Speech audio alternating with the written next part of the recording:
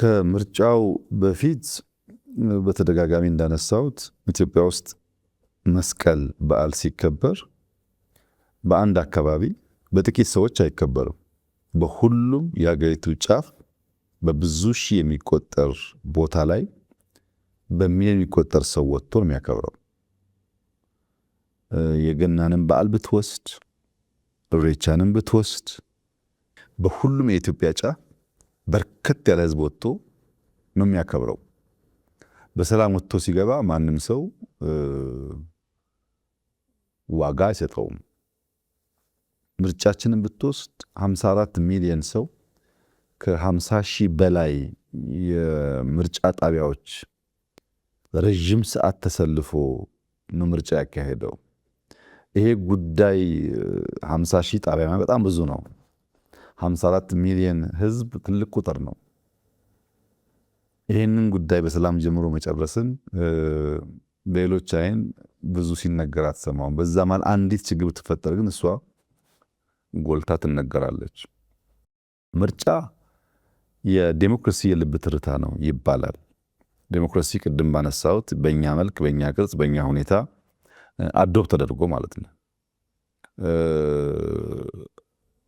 ምርጫን ማካሄድ ህዝብ ስላለው መንግስት ያለውን ስሜት የሚገልጥበት አንዱ መንገድ ነው።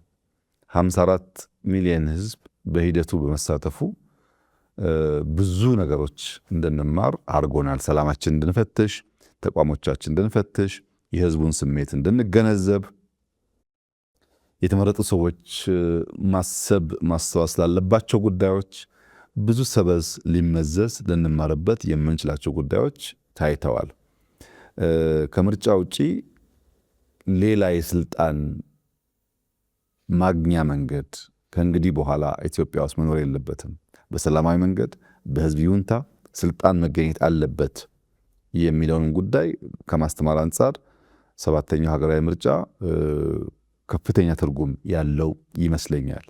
በእኔ እይታ ምርጫው ማንቂያም ማስጠንቀቂያም ነው የነበረው።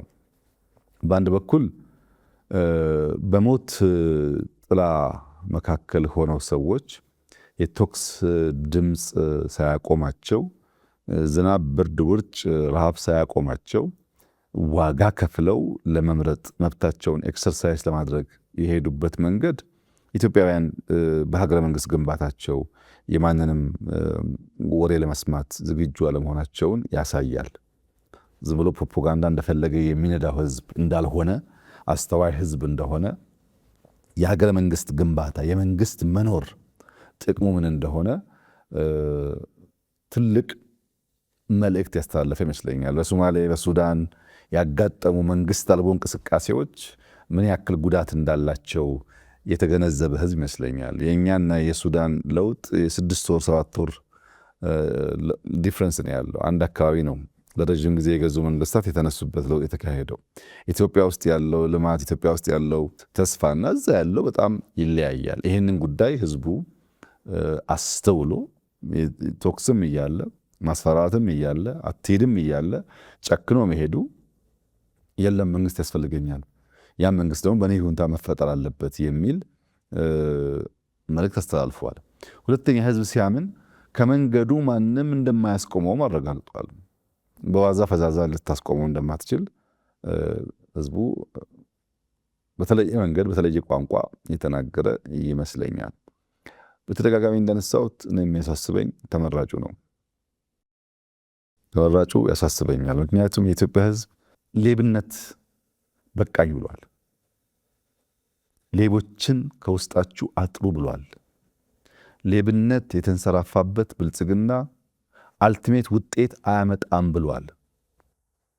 ቀን ከሌት የማይሰሩ የማይተጉ ሰዎች፣ ስልጣን ወንበር መጠበቂያ አድርገው የሚያስቡ ሰዎች፣ በተጨባጭ ውጤት የማያመጡ ሰዎች ፈትሹ ብሏል። ጽንፈኝነት፣ ጥላቻ፣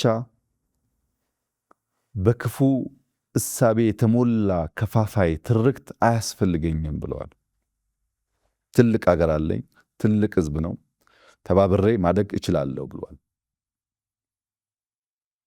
ይህንን ይሁንታ ሲሰጣችሁ ውስጣችሁን አጽድታችሁ ሀገረ መንግስት አጽንታችሁ ለልጆቼ የተሻለች የላቀች ሀገር ታኖራላችሁ በሚል እምነት ነው ብሏል። ባለፉት 5 ዓመታት ብዙ ድንቃ ድንቅ ስራዎች ሰርተናል። በዚህ 5 ዓመት ግን ፈተናው ከባድ ነው።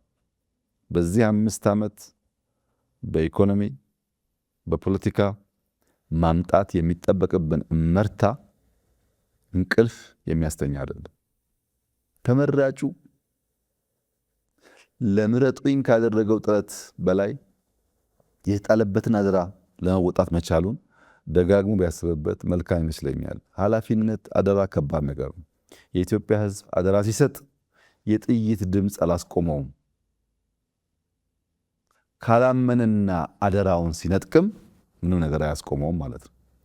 በታመንክበት ልክ ስትመላለስ ይጠብቃል፣ ይከላከልሃል፣ ጋሻ ይሆንሃል፣ እንዲሳካልህ ያግዝሃል።